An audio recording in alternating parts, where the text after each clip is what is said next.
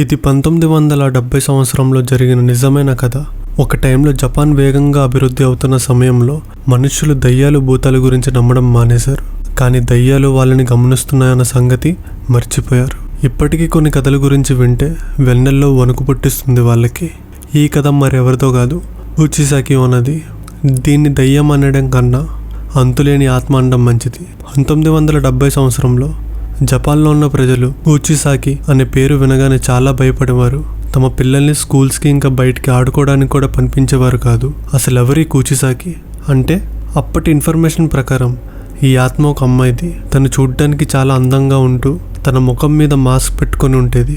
రాత్రి సమయంలో వీధి చివర తిరుగుతూ అక్కడ కనిపించిన ప్రజల దగ్గరికి వెళ్ళి ఒక ప్రశ్న అడిగేది, నేను అందంగా ఉన్నానా అని. తన అందమైన కళ్ళు చూసి చాలామంది అవును అని జవాబిచ్చేవారు.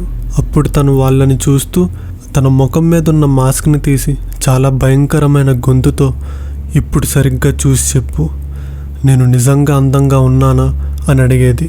మాస్క్ తీసిన తర్వాత అప్పుడు తన ముఖం చూడ్డానికి చాలా భయంకరంగా, పెదాలు పక్కన తెగిపోయిన చర్మం, అందులో నుండి రక్తం కారుతూ ఉండేది. తనని అలా చూసి లేదు అని చెప్పిన, భయంతో అక్కడ నుండి పారిపోవడానికి ప్రయత్నించిన ఆమె ఒక విచిత్రమైన నవ్వుతో వాళ్ళ పెదాల పక్కన కొరికి ఘాటు వేసేది. రక్తం విపరీతంగా రావడంతో వాళ్ళు అక్కడికక్కడే ప్రాణాలు విడిచేవారు. తిను ఎందుకు ఇలా చేస్తుందంటే, చాలా సంవత్సరాల క్రితం ఒక అందమైన అమ్మాయి ఉండేది. తన పేరే ఇకుచిసాకి. తన అందం గురించి ప్రపంచం మొత్తం గొప్పగా చెప్పుకునేవారు. ఒకరోజు తనకి పెళ్ళవుతుంది. తన భర్త ఒక సమురాయ్.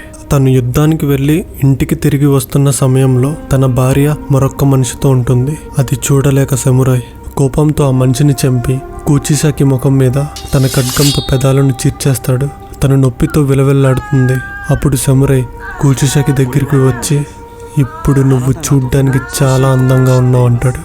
రక్తం ఎక్కువ రావడంతో ఆమె అక్కడికక్కడే చనిపోతుంది. ఆ సంఘటన తర్వాత తన ఆత్మ మాస్క్తో సగం ముఖం దాచుకొని ఇంకా చుట్టూ ఉన్న ప్రదేశాల్లోనే తిరుగుతూ ఉంటుంది. తను అడిగే ఒకే ప్రశ్న, నేను అందంగా ఉన్నానా?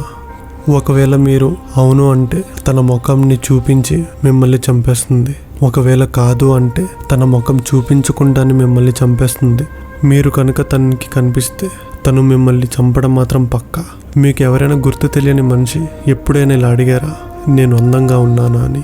ప్రశ్నకి సమాధానం ఇచ్చి మీరు కనుక బ్రతికినట్టయితే కామెంట్లో ఎస్ అని టైప్ చేయండి. ఇలాంటి మరెన్నో వీడియోస్ కోసం ప్లీజ్ మన క్రీపీకాస్ట్ ఛానల్ని సబ్స్క్రైబ్ చేసుకోండి. Thank you for watching this video.